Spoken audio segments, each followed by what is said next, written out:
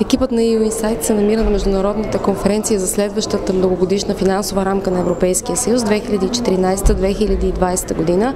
Тя се организира в Брюксел от полското председателство на Европейския съюз и наистина уникално по рода си събитие. За първи път се прави такова мащабно обсъждане една година по-рано, за да има време всички проблемни области да изпъкнат през тази една година и през 2012 година да може съвсем конкретно вече да се приемат параметрите на следващия 7-годишен европейски бюджет.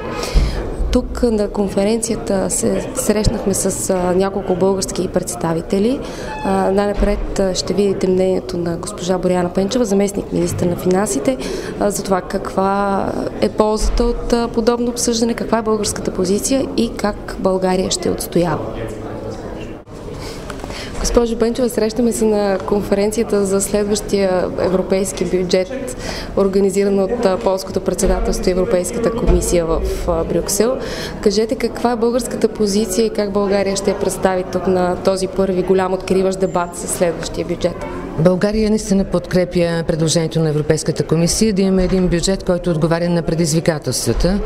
Наистина следва да бъдат заделени достатъчно ресурси.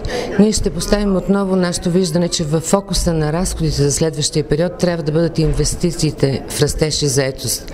И считаме, че кохезионната политика, като доказала себе си инструмент на солидарност, може да допринесе точно за това, за растеж и за конкурентоспособност в Европа, за нови работни места. Затова ние ще подчертаем, че е важно да се инвестира в инфраструктура, в енергетика, в транспорт, в околна среда. Ще подчертаем, че според нас слагането на таван на разходите до 2,5% за всяка една от страните бенефициенти по кохезионната политика е необосновано и ще настояваме да бъде по-висок процента от брутния национален доход. Считаме, че това, което е през тази перспектива като правила, следва да бъде запазено и за следващата, за да може наистина да има една конкурентно способна Европа, за да бъдат подкрепени изоставащите райони. Също така ние приемаме създаването на така наречените райони в преход, като считаме, че средствата за тях не следва да са за сметка на новите страни членки и на най-изостаналите региони, като България. Отново ще подчертаем влиянието и важността на селско-стопанската политика, като ще настояваме да бъдат спазвани равни принципи за новите и за старите членки и ще подчертаем, че ще приемем свързването и на преките плащания с критерии за околна среда, но ни се вижда при първия ни анализ. Считаме, че процента от 30% от тези плащания да са обвързани пряко с екологията е висок. Ще поставим и други въпроси, като повече средства за ядрена безопасност и за извеждане от експлоатация на ядрени централи. Но основното, което ще подчертаем, е, че е необходимо да се инвестира в инфраструктура.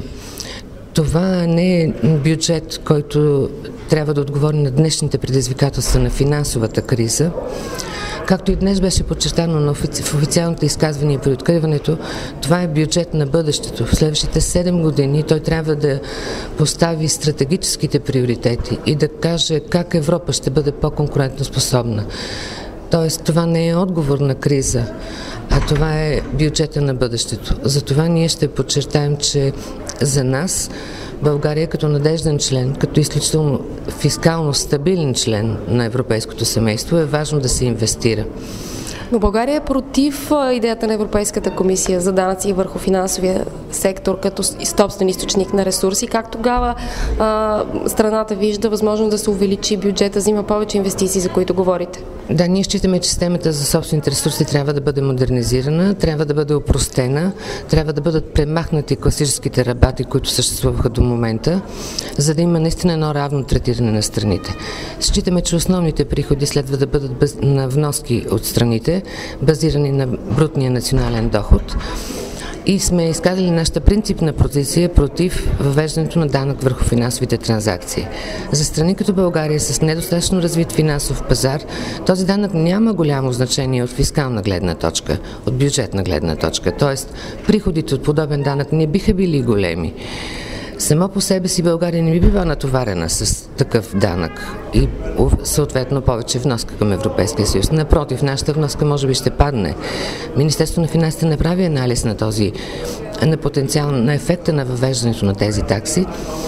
Така че ние не очакваме някакви по-негативни последствия за нашата страна или за нашия финансов пазар.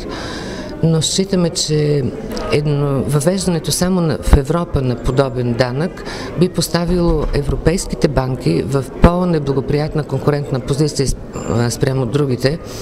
И затова нашата позиция е против на този етап, като считаме, че въпросът следва да бъде решен в глобален мащаб, в въвеждането на тази такса в глобален мащаб. Последно една прогноза за Европейския съвет в неделя да направите. Има днес среща в Франкфурт. Ситуацията около Гърция е много неясна. Според вас ще се случат ли тези наистина очаквани решения, които очакваме да вземат лидерите? Според нас ще бъде намерено решение, тъй като Европа е инструмент на солидарност и смятаме, че решение ще бъде намерено. Благодаря ви. Yes.